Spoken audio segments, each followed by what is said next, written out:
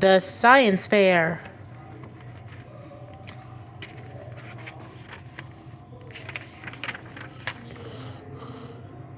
Chapter 1, Finding the Project.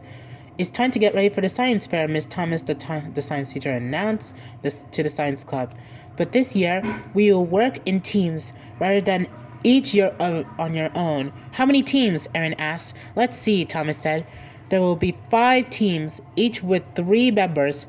That's only 5 exhibits, said Ari. How are we going to pick the teams? Tanya asked. We'll pick names out of a hat, Miss Thomas said. Soon everyone was part of the team. The fair is in 2 weeks, Miss Thomas said. With hard work and determination, you'll all be done in time. There will be a prize for the best exhibit. What's the prize? Ari asked. I'll keep that as a surprise, Miss Thomas said. I predict that this year's fair will be our best yet. Tanya, Erin, and Ari, who were on the same team, met in the school cafeteria. Who has an idea for the exhibit? Tanya asked. How about a building? Ari asked. Ari said. It has to be something connected to science, said Tanya.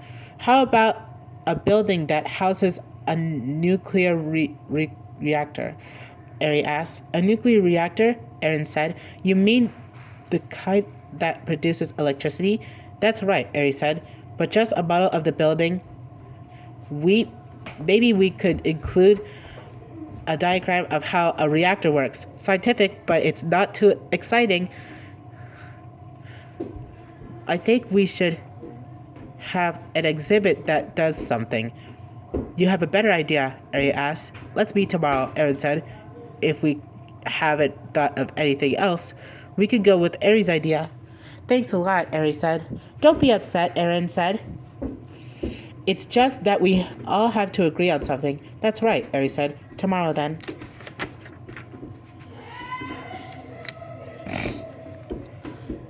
The next day, Tanya and Erin waited by the entrance to the school. Ari was walking down the front walk. Hey, Ari, over here, Tanya called out. Do you have a new idea?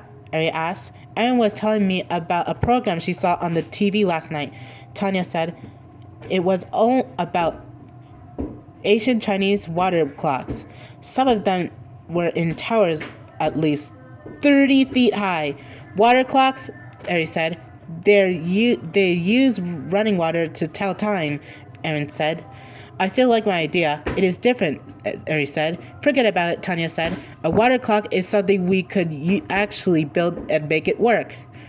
We could build a model of a clock tower, Erin said. I don't know about this ancient building stuff, Ari said. It's not modern. We wouldn't have the modern stuff if it weren't for the ancient stuff, Tanya said.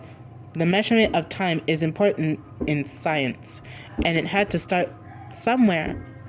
You really think we can build a Chinese water clock? Ari asked. It may be harder to build than you think. I'll bet we can find out what we need to know at the library, Tanya said. Maybe, Ari said. Chapter 2, Putting It Together. You don't have any books on Chinese water clocks, do you? Ari asked Miss Quinn, the librarian. Tanya and Erin both rolled their eyes. Chinese water clocks, Miss Quinn repeated. You might just be the luckiest kids in your science club. A man just returned some books on the clocks. Soon Miss Quinn set several very heavy books in front of them. We don't have a whole book on water clocks, she said, but each of those books has something on them. Just use the indexes. Here's a good one, Erin said. It says that ancient Chinese water clocks had water flowing in and out of bowls so that the changing levels of water or moving float indicated the passing of time. Look at this picture, Tanya said. It says this Chinese water clock was built in 1088. It was inside a tower, 3 feet high. There's our building, Ari. Let me see it, Eri said. I'll sketch it. Now we have to do is make one, Aaron said. How will we do that? Eri asked. Simple, Tanya said. It says right here that some early devices for telling time relied on the flow of water through a small hole in a container. My mother has a big collection of plastic jars, Aaron said. She uses them as storage for her crafts. They would be perfect for our clock. All right, Tanya exclaimed. We can put a pinhole in the bottom of one jar and time the water as it drips out. Maybe we can make a pinhole that drips one drop on a second, Eri said. Then there will be 60 drops to a minute. Let's experiment at my house, Aaron said.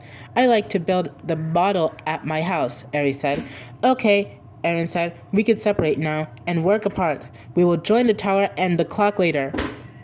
The next day, Tanya and Aaron lined up several plastic jars full of water. Each had a different size pinhole in the bottom. We need to find one that has the right number of drops per minute so that it will empty in 12 hours, Tanya said. I'll put the measuring lines on the bottom jar, Aaron said. We'll pour the water from the bottom back into the top to repeat the cycle, Tanya said. It won't be exact, but it will be close. Let's color the water blue so we can read the lines on the bottom jar easier, Aaron said. Good thinking, Tanya said. While they were working, Eri called. How tall do you want the model to be? He asked. Hold on, Tanya. I'll measure it.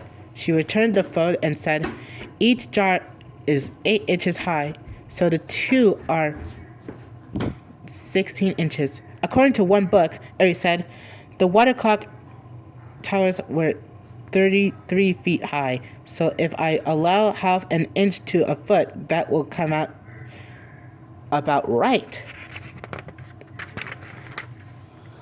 Thanks, Eri, Tanya said as she hung up the phone. Do you think Eri will finish in time? Aaron asked.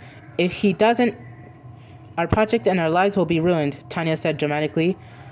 I think he'll come through, Aaron said. I don't know, Tanya said. He really wanted to build that nuclear reactor.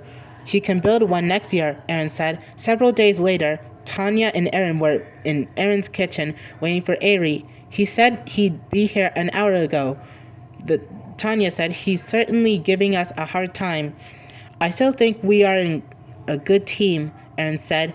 Everything will come together. There was a knock at the door. Eri was carrying a crate with the bottle inside it.